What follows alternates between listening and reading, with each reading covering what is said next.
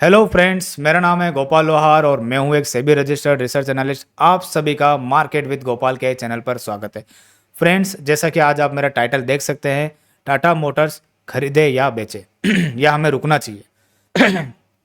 Tata Motors खरीदे या रुके, ये आज हमारा टाइटल है। तो फ्रेंड्स, सबसे पहले टाटा मोटर्स की हिस्ट्री का चार्ट देखेंगे हम कि टाटा मोटर्स की हिस्ट्री क्या रही है, क्या नहीं रही है, उसके बारे में उसके बाद में हम बात करेंगे। तो टाटा मोटर्स की हिस्ट्री अगर आप ध्यान से देखोगे तो ये स्टॉक यहाँ से स्टार्ट हुआ था।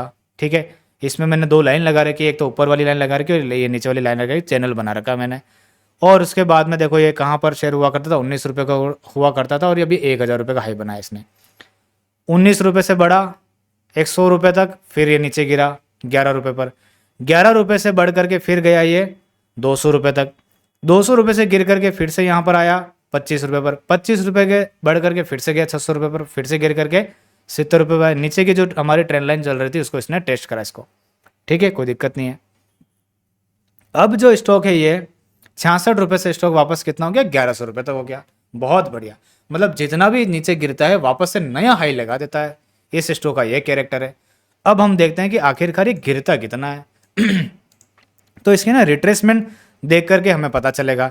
यहाँ से लेकर के अगर मैं यहाँ तक टॉप तक रिट्रेसमेंट लगा दूँ तो 78% से ज़्यादा रिट्रेसमेंट करता है। ऑलमोस्ट 80 से लेकर के रिट्रेसमेंट कर लेता है ये इस ट्रेंड की। उसके बाद में अगर मैं ये वाला ट्रेंड देखूँ, इस ट्रेंड की अगर मैं नोटिस करूँ तो इसमें भी 78% से गिर रहा है यार। हर बार 78% से ज़्यादा गिरता है स्टॉक ये। उसके बाद में अगर अभी लेटेस्ट इस ट्रेंड पर लगा दूँ मैं तो इसकी 78% तो बहुत दूर आ रही है यार। अगर मैं इसकी 78% देख लेता हूँ तो 78% 300 रुपये के आसपास आ रही है। तो हर बार इसका कैरेक्टर रहा है, स्टॉक कितना गिरता है। एक सेकंड रुकिएगा फ्रेंड्स।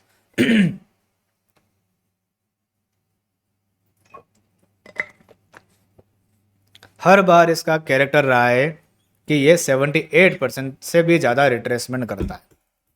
तो क्या ये वापस से रिपीट होगा क्या, वो तो आने वाले समय में पता चलेगा। तो अब हमें इस स्टॉक को कब खरीदना चाहिए और कब खरीदना नहीं चाहिए, कितना रुकना चाहिए, उसके बारे में देखते हैं। और ये 78% की रिट्रेसमेंट कैसे करता है उसके बारे में डिस्कस करते हैं। तो यहाँ पर देखिए, जब भी आपको स्टॉक वीकली की 200 ईएमए के नीचे चला जाए और वीकली की 200 ईएमए को इस तरह की फॉर्मेशन बनाने के बाद में काट दे, वीकली की 200 ईएमए को मतलब 2-3 बार टेस्ट करके नीचे काटते हैं, तो इसका मतलब उसका नीचे की तरफ ब्रेकडाउन हो जाता है और फिर वो बड़े टाइम फ्रेम के करेक्शन में चला जाता है, वीकली से मंथली और इस तरह से। तो स्टॉक जो है अगर इस तरह से कर ले तो उस स्टॉक में कभी भी खरीदारी मत करना, चाहे कोई सा भी स्टॉक हो। ठीक है, ये एक लर्निंग दे रहा हूँ मैं आपको। उसके बाद में क्या हुआ, नीचे गिर गया और तभी जाकर के 78% की रिट्रेसमेंट है, 61.8% की रिट्रेसमेंट आएगी। ठीक है, 100 रुपये का स्टॉक तो कहाँ तक गिर गया, 27 रुपये पर आ गया। उसके बाद में देखो वीकली की 200 ईएमए को एक बार टेस्ट करा और ऊपर की तरफ चला गया, ट्रेंड में था तो चला गया। फिर यहाँ पर वीकली में यहाँ पर फॉर्मेशन बनाई इसने, एक बार काटा, एक बार काटा, सपोर्ट बना लिया, फिर ऊपर गया, फिर उसने यहाँ काटा, फिर यहाँ काटा। और ये वाला जो एरिया था, ये वाला एरिया जो था वो ये जब यहाँ पर ब्रेकडाउन हुआ इस वाले एरिया में, तो इसका नीचे की तरफ ब्रेकडाउन हो गया। और इसका ब्रेकडाउन पहले भी यहीं पता चल रहा है क्योंकि वीकली की 200 एक बार, दो बार, तीन बार, चौथी पांचवी बार में ये फॉर्मेशन बना करके नीचे टूटने लग गए। ठीक है, तो इसका फिर से ब्रेकडाउन हो गया और फिर से स्टॉक देखो कहाँ चला गया, कहाँ चला गया, 347 रुपये का स्टॉक 66 रुपये पर आ गया, फिर से यहाँ तक गिर गया और पूरे इस ट्रेंड की 78% की रिट्रेसमेंट करती। तो अब लेटेस्ट अभी जो ये स्टॉक चल रहा है हमारे सामने, यहाँ से लेकर के जो स्टॉक अभी यहाँ तक हुआ है, इसके बारे में समझने की बात करते हैं। 2020 से लेकर के 2024 तक स्टॉक नॉन स्टॉप ऊपर चलता रहा। 70 रुपये का स्टॉक 1100 रुपये तक गया। उसके बाद में क्या हुआ, इस स्टॉक के अंदर अभी 1100 रुपये से लेकर के नीचे गिरा।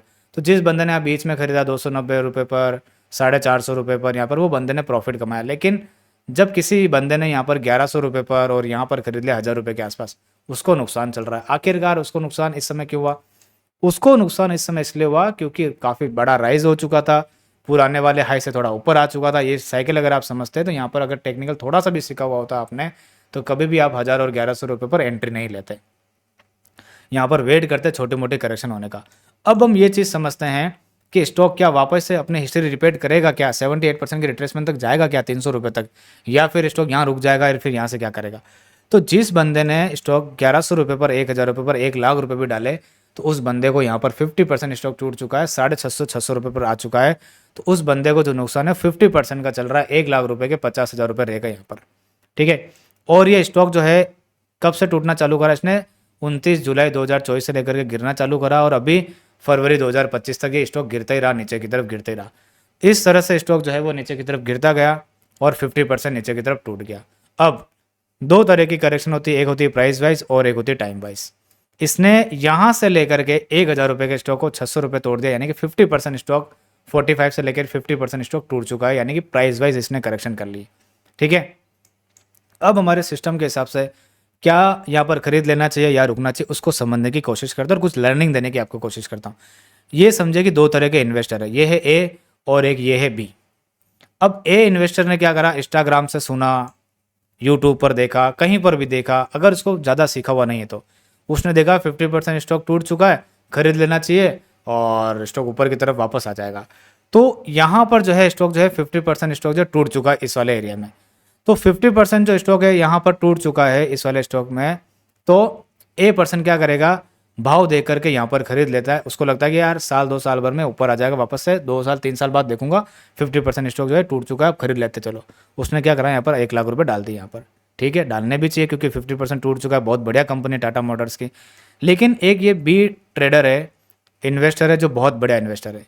ये एक ऐसा इन्वेस्टर है जो स्मार्ट इन्वेस्टर है, इसको सब कुछ आता है मार्केट में कब नहीं करना चाहिए, कब दोनों करेक्शन के बारे में पता है, टाइम वाइज करेक्शन का प्रेडिक्शन करना जानता है वो, कि कब हमें सही समय पर आना है।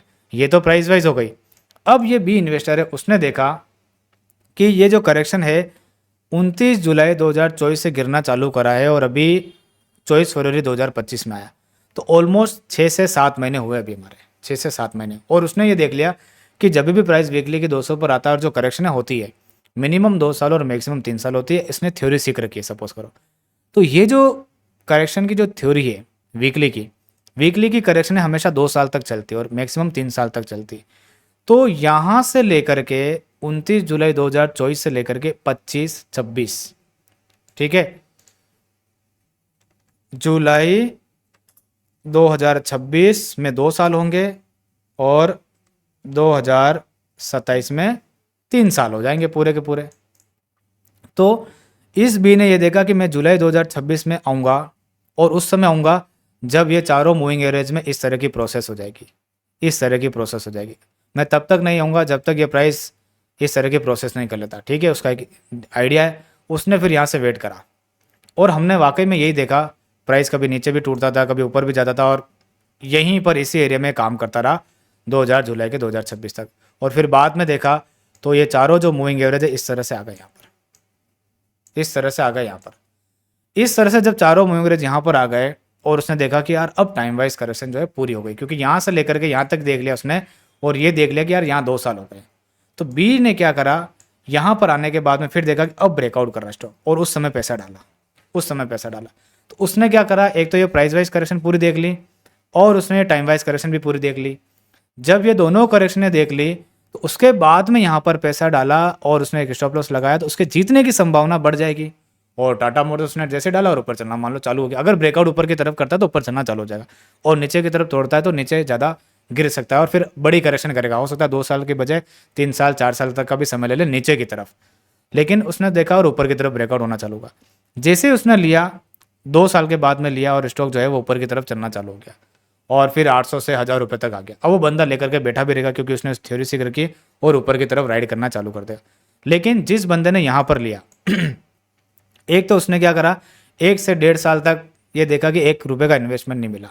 जैसे यहाँ से निकलने लगेगा उसको थोड़ा सा डर लगेगा, इधर उधर सुनने में मिलेगा और 1000 रुपये के आसपास या प्रॉफिट बुक कर लेगा, यहाँ तक रखेगा, हिम्मत वाला होगा तो यहाँ तक रखेगा और प्रॉफिट बुक कर लेगा। तो दोनों को इसका स्टॉप लॉस हिट नहीं होता है तो कोई प्रॉब्लम नहीं है। लेकिन इस बंदे ने क्या करा कि एंट्री उस समय कर ली जब इसके बाद में स्टॉक 1 साल और खड़ा रहने वाला था। लेकिन इस बंदे ने एंट्री उस समय करी जब स्टॉक चलने वाला था। तो स्मार्ट प्लेयर कौन हुआ, बी। ए को नुकसान तो नहीं हुआ लेकिन 1 साल तक स्टॉक को भी तो लेकर के रखना पड़ा, पैसा नहीं मिला उसको, एक तो रिटर्न नहीं मिला बिल्कुल भी, एफडी वाला कुछ भी रिटर्न नहीं मिला। लेकिन बी ने उस समय पैसा लिया जब स्टॉक ब्रेकआउट करने वाला था। तो इस समय हमें स्टॉक जो है खरीदना होता है बी की तरह, ना कि यहाँ लेकर के बैठ जाए, ना कि यहाँ लेकर के बैठ जाए।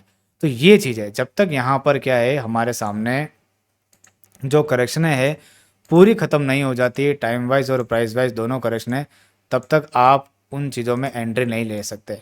इसीलिए ये जो टाटा मोटर्स है, ये जो टाटा मोटर्स है, यहाँ पर जो काम कर रहा है इस तरह से, तो यहाँ पर अगर आप खरीद करके भी बैठते हो, मेरी कोई राय नहीं है कि बाय करना है कि सेल करना है, लेकिन आप खरीद करके बैठते हो तो आपको 1 से 1.5 साल तक स्टॉक लेकर रखना पड़ेगा। हो सकता है, नो डाउट, हो सकता है कि स्टॉक जो है यहाँ से इस पूरे लेग की 62% रिट्रेसमेंट करने ऊपर जा सकता है, बाउंस बैक आ सकता है, यहाँ तक जा सकता है, लेकिन घूम फिर के वापस से नीचे आ जाएगा। एक नया ट्रेंड जो है वो चालू नहीं होगा। ठीक है, तो इस तरह की इन्वेस्टमेंट करने का पता होना चाहिए, कहाँ लेना है और कहाँ नहीं लेना है। तो आज की तारीख में अगर आप टाटा मोटर्स लेते भी हो तो आपके लिए ये स्टॉप लॉस होना चाहिए, और आपको समय लगेगा इसके अंदर, 1 से 1.5 साल तक का समय और लगेगा। 1 साल तक, जुलाई के आसपास तक का समय लग सकता है। 2026 में नया ट्रेंड स्टार्ट नहीं होगा, हो सकता है उसके बीच में यहाँ तक चला जाए, लेकिन घूम फिर के वापस आ जाएगा। और बाद में जब आप देखोगे तो आपको इस तरह की फॉर्मेशन देखने को मिलेगी। इस तरह की फॉर्मेशन यहाँ पर भी तो देखो, नीचे गिरने के बाद ऊपर गया, लेकिन क्या यहाँ से ऊपर जा पाएगा? नहीं जा पाया। जब तक ये पूरी फॉर्मेशन नहीं बनेगी तब तक नया ट्रेंड जो है वो चालू नहीं होगा। तो इस तरह का 1 से 1.5 साल के करेक्शन का समय और लग सकता है इसमें। जब ये चारों महीने और अच्छे से काम हो जाएंगे तब जाकर के इसके अंदर फॉर्मेशन बनेगी, और तब जाकर के अगर ब्रेकआउट होता है फिर जाकर के टाटा मोटर्स को लेना चाहिए और ऊपर की तरफ निकल सकता है। तो इस तरह से टाटा मोटर्स के अंदर और किसी भी स्टॉक में काम करना होता है। तो ये है हमारी टाटा मोटर्स की स्टडी। अगर मान लो कि इसके अंदर मान लो ये नीचे की तरफ टूट जाता है 620 के नीचे, तो फिर यहाँ पर जैसे सपोज करो इसने फॉर्मेशन बनाई और नीचे की तरफ टूट गया, तो फिर वो वाला केस एप्लीकेबल हो जाएगा अपना, कि 78% की जो रिट्रेसमेंट इसकी आ सकती है, जो हर बार रिपीट कर रहा है, हर बार रिपीट कर रहा है। तो ये सब कुछ जो भी होगा, 78% की रिट्रेसमेंट वगैरह जो भी बनाता है वो इसके बाद में ही बनाएगा, 1 1.5 साल के बाद में। तो तब तक आपको वेट करना, तब तक आपको वेट करना है। ठीक है, आपके पास है या नहीं है, उसके बाद आप जो चाहो वो करना चाहो कर सकते हो। मेरे यहाँ पर कोई भी 1% की भी रिकमेंडेशन नहीं है।